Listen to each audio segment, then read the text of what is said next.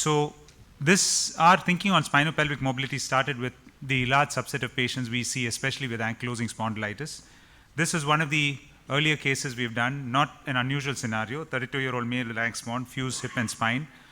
Initial days, we used to do a spine AP lateral, and this was what we noticed was there's a loss of lumbar lordosis. And in the AP, the typical features of ankspond. Went ahead, did a post-op THR, however, dislocated within the first 3 months, and more so anteriorly. We couldn't decipher the cause as to why it dislocated, was not amenable to a close reduction, opened, reduced, got the reduction done, but we realized the cup was in a little excessive anteversion. However, he stayed that way, got the other hip also done, and 9 years follow-up is still doing well. Probably the mistake we did was the cup was excessively anteverted without studying actually the spine or pelvic relationship. That is when we started looking at these subset of patients that came to us with these particular set of fused spines in this huge disorder range called the spondylopelvic or spondopelvic arthropathy or spinopelvic disorders. We have this 32 spondyloarthropathy issues where they're present with stiff hips and spine, where there's a loss of lumbar lordosis as is clearly seen in the lateral x-rays. And this is how the pelvic inlet is not at all seen as is classically described, where the obturator foramen is wide open, both in the sitting and in the standing position, what is referred to as the eyes open, and there is this classical loss of lumbar lordosis. Now here, when the obturator foramen is not seen, that classically tells us that before we look at the spine x-ray, that there is a whole loss of lumbar lordosis and that will not change from the sitting to the standing position. And that is what was seen in this individual who came to us post-op, where you see that the sacral slope, as we classically describe among the other measurements, is less than 30 degrees. There is a decrease in spinopelvic mobility, and it's referred to as what we call the stuck sit position. So that led us to actually looking at what are the basics. What exactly is the spinopelvic mobility we are looking at? Remember, the pelvic mobility depends on the spine mobility. And this can change from sitting to standing in every individual. Because what happens is note the relationship of the spine and the pelvis as we change from sitting to standing. We have a neutral position, and in standing, the pelvis actually tilts anteriorly, while sitting, the pelvis actually tilts posteriorly. And this has to be studied and this has to be borne in mind that the acetabular orientation is not a static parameter, and it's related to lordosis bar kyphosis, and it's also related to the pelvic tilt. Now, the standing and sitting change depends grossly on spinopelvic mobility or the spine mobility itself. Now, that can be tilted backwards or tilted forwards, and that is what we need to study in these patients, especially in the preoperative stage before surgery. Now, if we look at it, just looking at the pelvic tilts gives us a lot of information of the mobility of the spine. And that is when we started closely, and the study started closely relating to sagittal pelvic rotations. And if you look at these sagittal pelvic rotations, they are patient specific. And that is what gave rise to the concept of what we call functional orientation. Because each patient has their own inherent pelvic tilt or inherent pelvic orientation. And that is what related to what is currently referred to as functional alignment, functional cup position, or functional orientation when we do a total hip replacement. So what we need to remember is that these pelvic tilt or the pelvic inclination or the pelvic parameters are patient specific. Now let's come to what we need to do routinely in a patient who comes to us for a total hip replacement.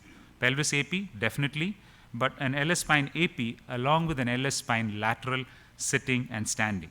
Now, what among the various parameters that are described, a simple measurement tool would be to look at the sacral spine or the sacral slope.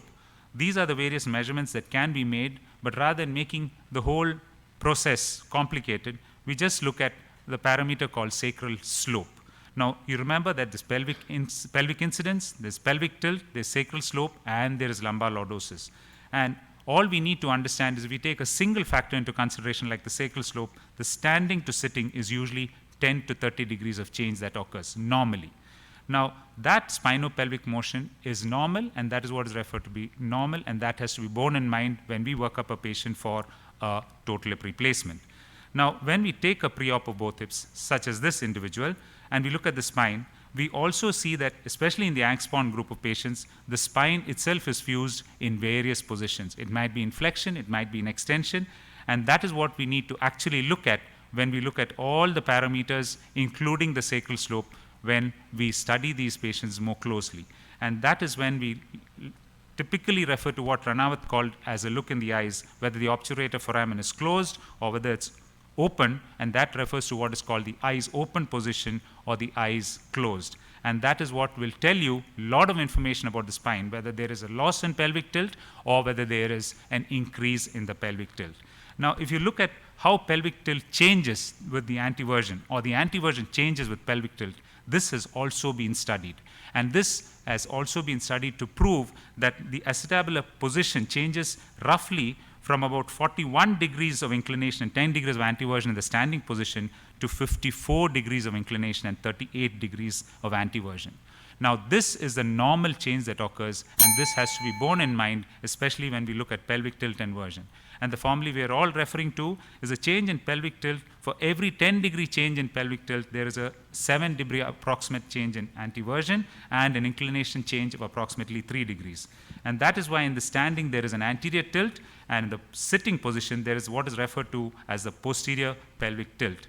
Now, if we refer to this and go about using our usual landmarks and put in the acetabulum at the normal anteversion, that is 15 degrees, there is likely to be impingement, there's likely to be issues, and that is why it needs to be adjusted along with the spinopelvic mobility and thereby avoid impingement and avoid anteversion.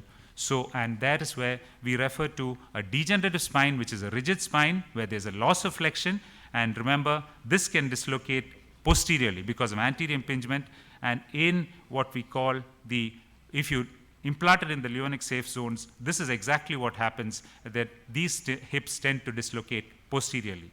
But if you look at the Angst-Spawn type of spine, where there's a rigid spine, where there's a loss of extension, there is a posterior impingement and an anterior dislocation, and that is what happens with a slight increase in anteversion in this subset of patients with ankylosing spondylitis.